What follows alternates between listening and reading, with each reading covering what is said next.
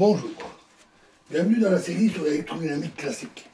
Donc nous avons vu le théorème de Poynting, nous allons maintenant le voir dans le cas des matériaux dispersibles non linéaires.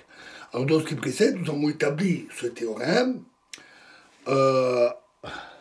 en nous restreignant au milieu linéaire ne présentant aucune dispersion ou dispension. C'est-à-dire D égale epsilon E et B égale mu H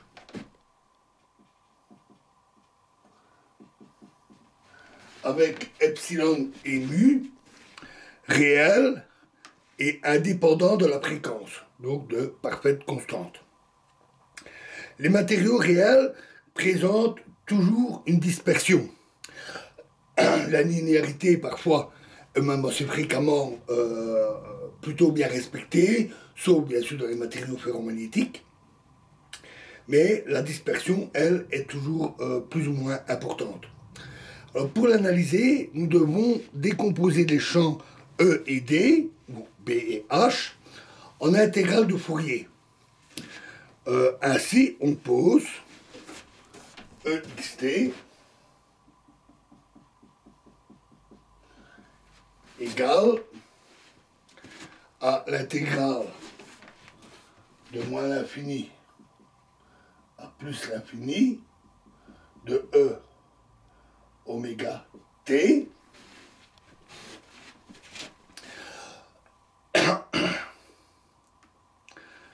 d oméga E exposant moins I oméga t et d xt égale intégrale de moins l'infini à plus l'infini de d oméga t E moins I oméga t.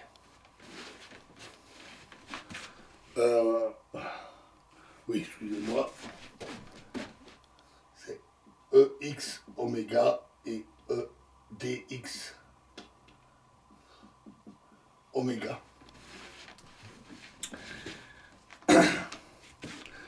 L'hypothèse de linéarité, et pour simplifier d'isotropie, entraîne que dx oméga est égal à epsilon oméga fois E x oméga. Avec epsilon d'oméga qui est la susceptibilité complexe, qui est fonction de la fréquence. On a pareillement bx oméga égale mu oméga fois h x oméga.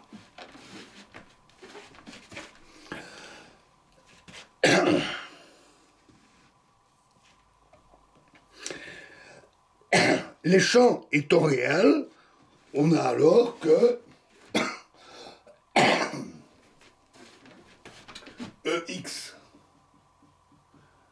de moins oméga est égal à E astérisque X oméga, de même pour D, X moins oméga égale DX, pardon, oméga astérisque, et donc automatiquement aussi epsilon moins oméga égale epsilon star oméga.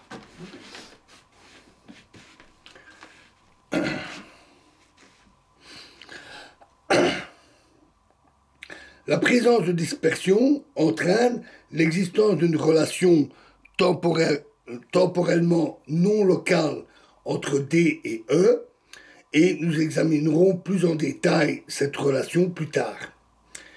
Il s'ensuit que le terme E fois D sur dt, dd sur dt, que nous avions utilisé dans le théorème, n'est pas simplement la dérivée de ED demi, de ED demi, différent de D sur dt, de ED demi.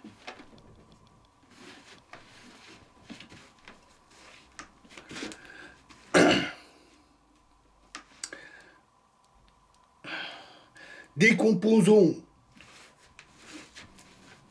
cette relation en intégrale de Fourier en laissant implicite sa dépendance spatiale qui ne nous concerne pas directement. Donc ED sous DT est égal à intégrale de D oméga intégrale D oméga prime de E star oméga prime fois moins I oméga epsilon oméga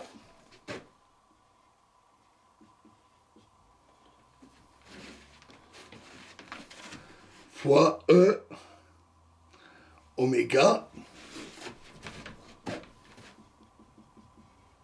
fois E petit e exposant moins I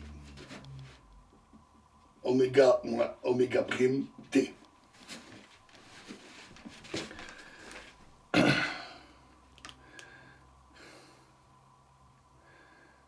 Alors scindons l'intégrale ensuite en deux parties identiques, puis effectuons dans l'une de ces parties la substitution en oméga devient oméga prime et oméga prime devient moins oméga. On obtient en tenant compte du caractère réel des champs que E d sur dt est égal à 1 demi intégrale d oméga intégrale d oméga prime de E star oméga prime fois moins I oméga epsilon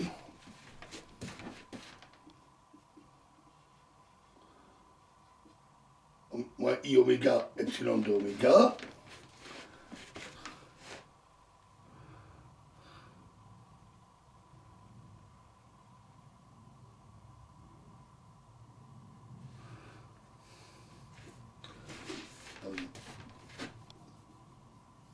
plus I oméga prime epsilon star oméga fois E de oméga fois E moins I oméga moins oméga prime T. Donc au 1 demi près, on a scindé ici cette relation. Supposons maintenant que les fréquences composant le champ électrique soient essentiellement comprises dans un intervalle relativement étroit comparé à l'intervalle de fréquence caractéristique des variations appréciables de epsilon oméga. Donc on prend un milieu dispersif, mais pas trop. On peut alors développer autour de oméga prime, de oméga prime égale oméga, le facteur I oméga prime epsilon star oméga prime, qui est présent dans le crochet. On obtient ainsi, pour ce crochet, est égal à 2 oméga, partie imaginaire de epsilon oméga,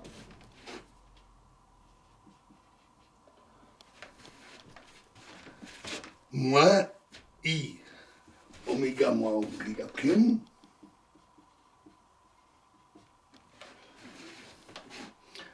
fois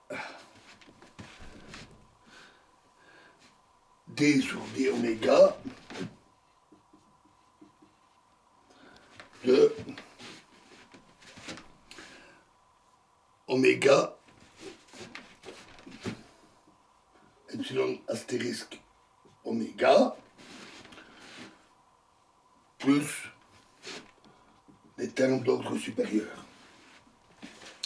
L'injection de cette approximation dans la relation précédente donne alors que E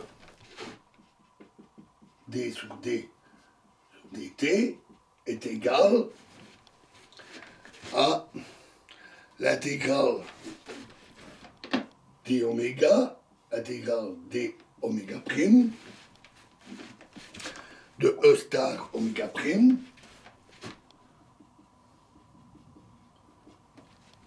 fois E oméga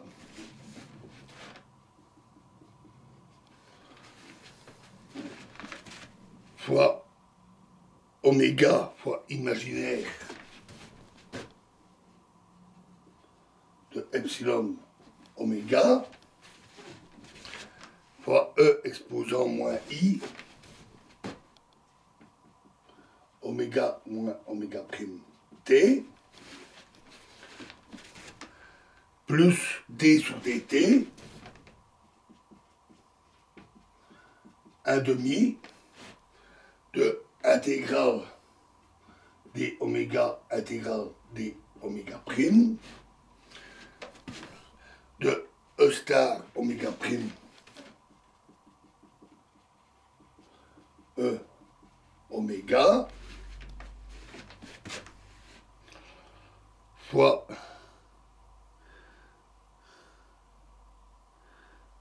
d sur d oméga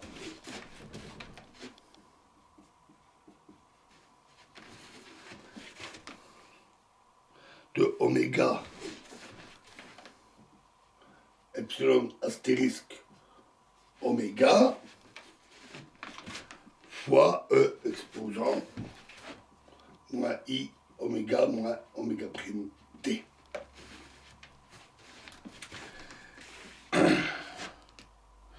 En faisant la substitution E en H et epsilon en mu, dans le membre de droite ici, on obtient une expression tout à fait homologue pour H fois dB sur dt.